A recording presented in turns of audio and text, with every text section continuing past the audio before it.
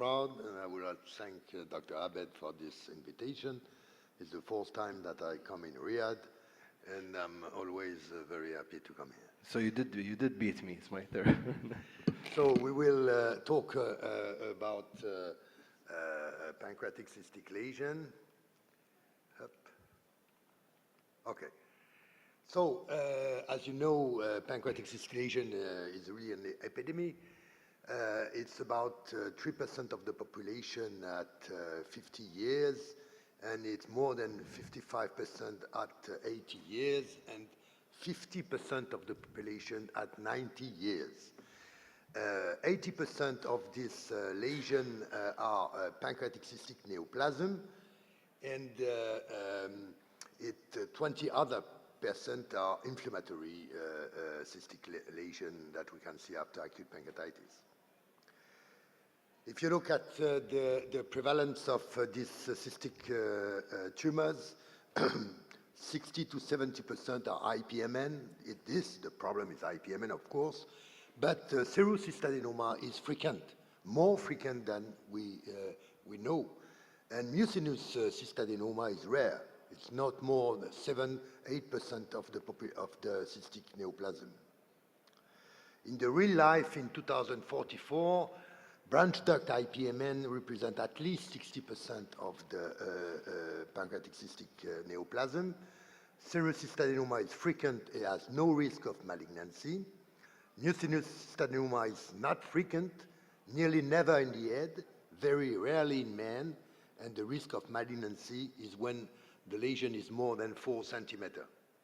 Incidental pseudocysts without previous history of acute or chronic pancreatitis exist. So you do not find any hospitalization, but the patient has a pseudocyst. So you have always to think that pseudocyst is possible without any history of acute or chronic pancreatitis. Cystic net is not exceptional, and solid pseudopapillary neoplasm is not a cystic tumor. Usually it's a solid mass with cystic base inside.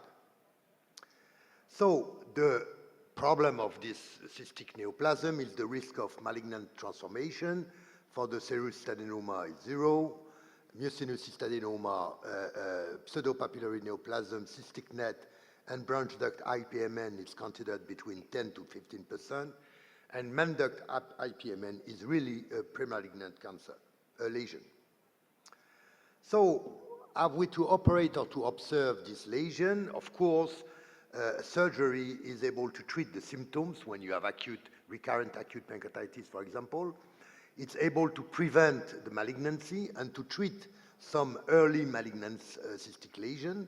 However, surgery has a mortality rate of near 5% in a maximum, and the morbidity is very high because the pancreas is usually normal, and when you cut a normal pancreas, you have an important risk of fistula, and the mortality is 0.5 to 5% in expert centers.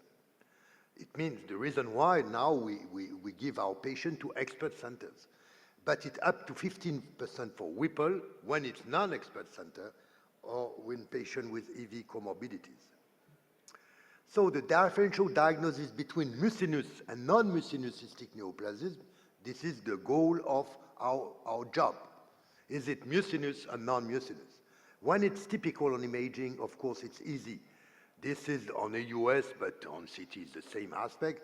The aspect of a mucinous cystadenoma in a lady of 50 years old at the level of the tail of the pancreas. We do not need more than this image to ask for surgery for this lady.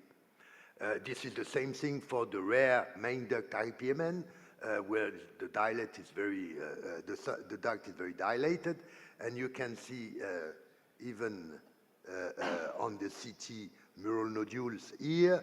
On MR, you see a mural nodules here. On CH-EUS, a mural nodules here. Okay, it's easy. Of course, side branch IPMN is often very easy. Look at this on CT, it's only one diagnosis, and on MRCP, also one diagnosis. On CH-EUS, when you have no communication, visible communication, you can do also the diagnosis if you have the droplet of mucus inside the cystic lesion. Of course, we are endoscopists, and we have to look to the papilla in patients with dilatation of the main pancreatic duct, because sometimes you can stand in front of the papilla, and if you stay sometimes 5 minutes, you see the papilla open, and the papilla is typical. The serous cystadenoma with the typical aspect with the calcified central scare here, it's of course also usually typical aspect. It's on EUS, you see the microcystic area, or also the microcystic with macrocystic around. All that things are easy. But when it's not so easy, we have now evidence that we do MRCP and we will solve the problem. This is not true. When it's difficult, MRCP will not help you. And why? Because it's not able to demonstrate a connection between the dilate main, BD and the main pancreas in more than 50% of the cases. And a pseudo-connection is not an exceptional event. So you have in your meeting, they show you an MRCP, and they say, look, there is a communication. And everybody believes there is a communication. But sometimes there are false communication. And it's not rare. If you look at the study in a radiological department, you see this patient has been operated on. So you have 72 branch duct IPMN and 108 mucinous cystic neoplasm, and you will see that the specificity of the communication was only 90%, which means that in 10% it was a false communication, and the sensitivity for the communication was only 30%, which means that in that case, 70% of the communication was negative. So the direct comparison between EUS and CT or MRI in pancreatic cyst is not available. It's not available. Why? Because our colleague radiologists, they never want to do this kind of study. Never. I've tried to do this kind of prospective trials, but they never want. But there is some study. I show you the study of Johns Hopkins with Moin Kashab, published in 2013, in which on 154 patient with the final diagnosis by surgical specimen, EUS was superior to CT and MRI, and after CT and MRI, EUS increased the rate of correctly predicting neoplastic cyst by 36% versus the CT scan and 54% versus MRI, which is our standard of care now. Are we able to accurately differentiate mucinous lesion from serous cystadenoma? In fact, it's not true, because serous cystadenoma is called the great imitator. If you look at this fantastic study of 2,516 patients with serous cystadenoma of the International Association of Pancreatology, you see that the microcystic type, which is the typical, is only in 45%, and the macrocystic type is 32%, the mixed type 18%, which means that 50% of the serous cystadenoma have a mucinous-like aspect, which can be compared with mucinous cystadenoma or IPMN. If you look at this 2,000, more than 2,000 patients, you see that 61% of the serous cystadenoma have been operated on. Why? Because after CT and MR, you are wrong in 61% of the cases. So you operate pseudo-IPMN, pseudo-mucinous cystadenoma if you do only MR and CT. So in summary, the main differential diagnosis of mucinous neoplasm is the macrocystic variant of serous cystadenoma. And what is very important is that serous cystadenoma is associated in the same patient with an other type, mainly IPMN, in 15% of the cases. So you have a beautiful IPMN plus a macrocyst, 4-5 centimeters. You operate the patient, and it's a serous cystadenoma. So when it's difficult, how to improve, we need specific tools, specificity more than 90%. We have to be sure that what we see. But its sensitivity is low. In fact, we cannot use this high specificity. So we need also a high sensitivity. And we have a lot of things: viscosity, CA, glucose, cytology, cell visio, molecular marker, and microbiopsy. So the string test, it's very easy. It works very well in mucinous lesion with a very high specificity, but you see the sensitivity is low and the negative predictive value is low. The CEA has been considered during 25 years as the gold standard, but finally, the sensitivity is low and the diagnostic accuracy is no more than 80%. Glucose level is better, and you have meta-analysis which has shown that the diagnostic accuracy is 94%, it's really better, and the specificity remains high. Cytology, in fact, does not work. It's only when you have a mural nodule or you can biopsy a thick wall that you have something. So finally, in a standard macrocystic lesion without features of malignancy or polyp, the cytology is negative. Molecular markers, it's very interesting using the last sequencing method. It's a very expensive method. In France, it's $3,500. Okay, so it's expensive. And it works, but it works less than it was expected at the first paper. For mucinous lesion, the sensitivity is high. The specificity is very interesting. For the serous cystic adenoma, the sensitivity is not so high that expected, and the specificity not so high because you can find mutation in other cystic neoplasm. Intracystic biopsy, we can do that. It's expensive, €600 the biopsy forceps through a 19-gauge needle, which is $300, so it's finally $900, and it works with a technical success near 100%. However, histology is obtained in only 83%, and the diagnosis finally is done only in 66%, but when the diagnosis is done, it's 100% agreement with the surgery. The complication rate is high, with mainly bleeding in serous cystic adenoma, of course, but also acute pancreatitis, and mainly in IPMN, because if you biopsy the wall and you make a hole into the wall, you will have a fistula. So you have a meta-analysis with the same technical success, the same adequate specimen, and you can remember 65% diagnosis and high complication rate. Cell visio, finally, it's the same price, 900 euros, because you need the needle and the probe, and it's finally the better method, but you have to learn how to use this.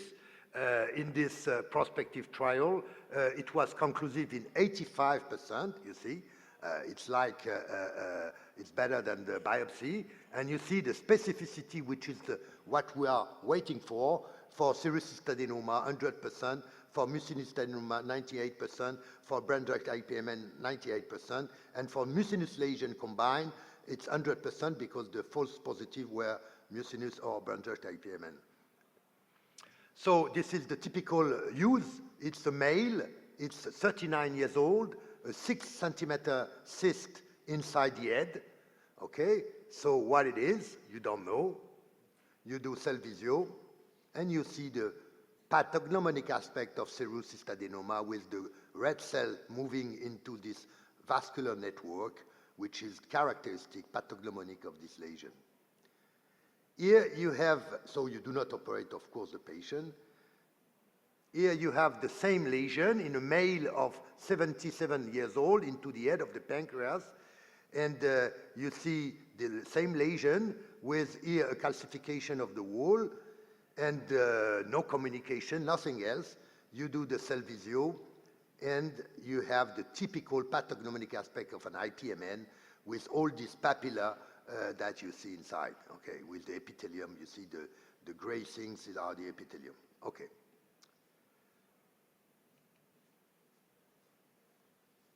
So, is this CT and MRI image specific and enough for a serous cystadenoma? I show you something.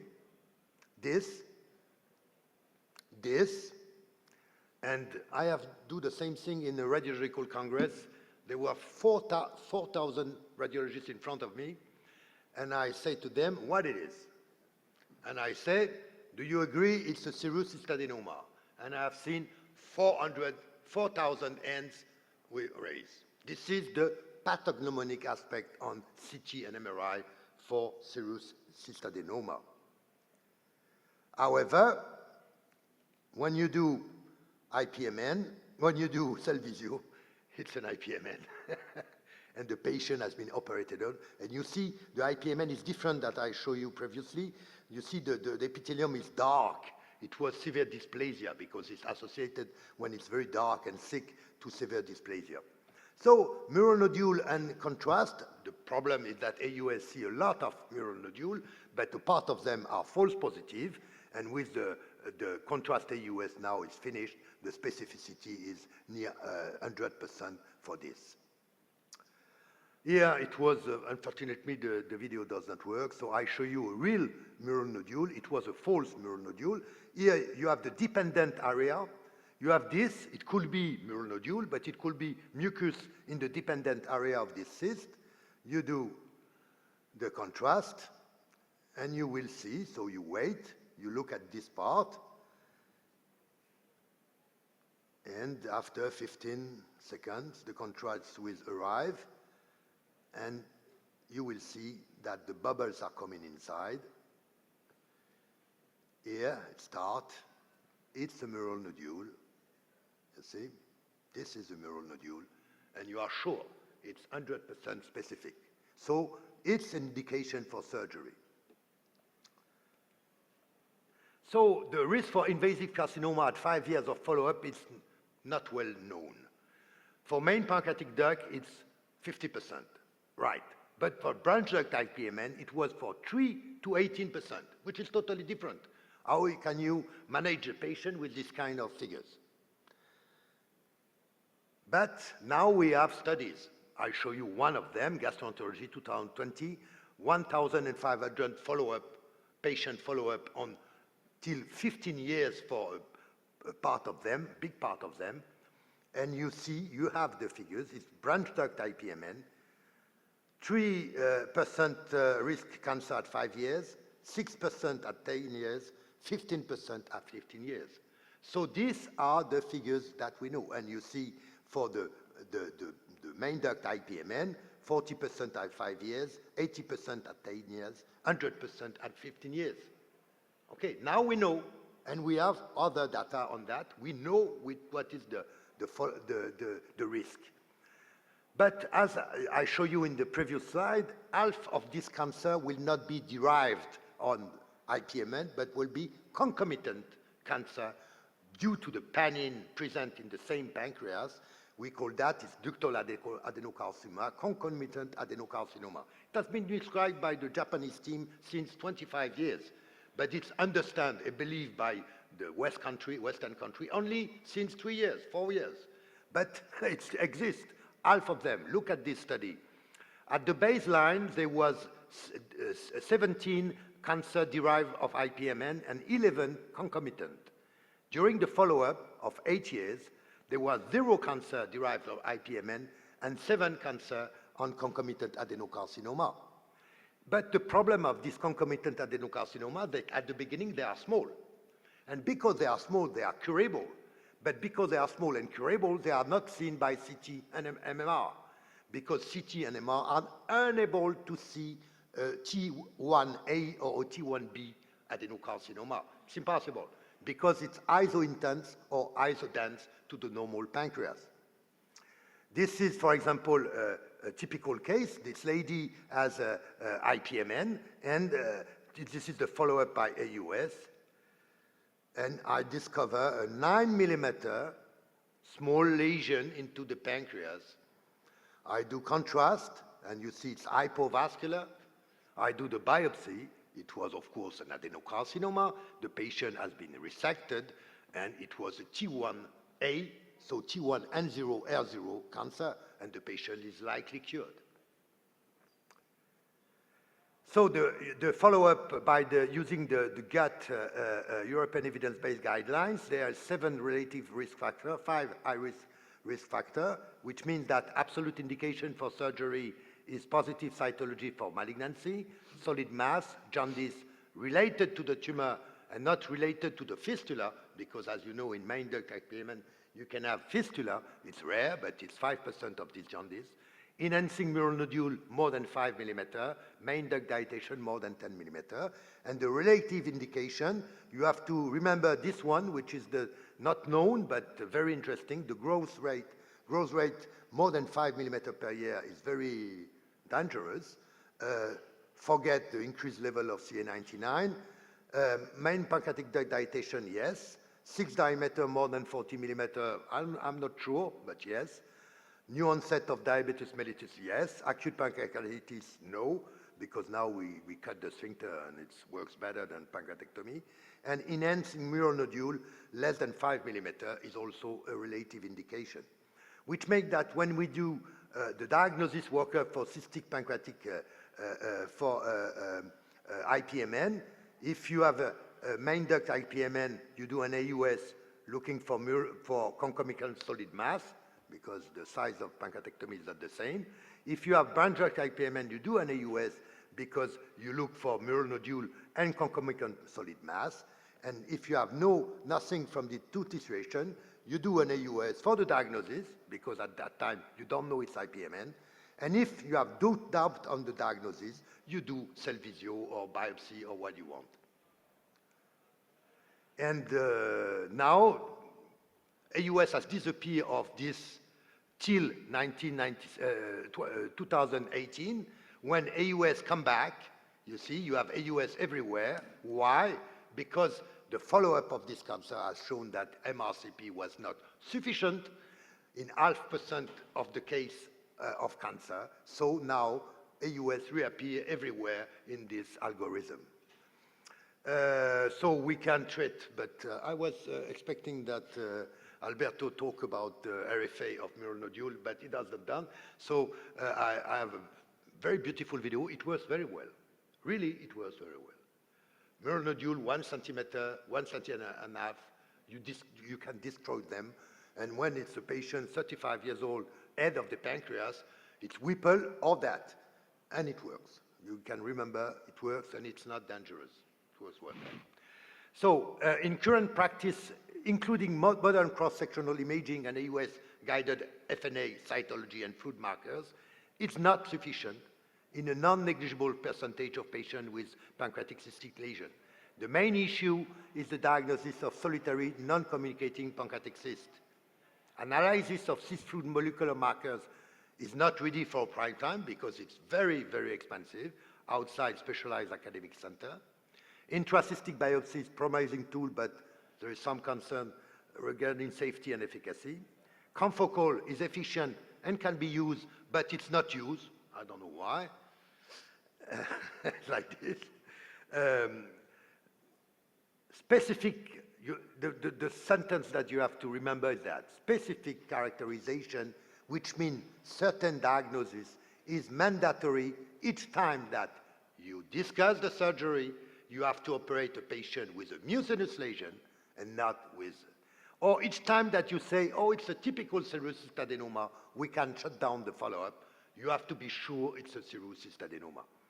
To establish the diagnosis of mucinous lesion, you have a clear communication, it's IPMN. You have a string test positive, it's mucinous. You have a positive cytology or histology, it's mucinous. You have a CA more than 800, it's mucinous.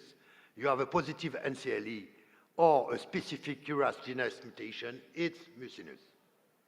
To establish the diagnosis of serous cyst adenoma, you have a positive cytology or histology, it's rare. You have a positive NCLE, it's rare also, but it works very well. Thank you for your attention.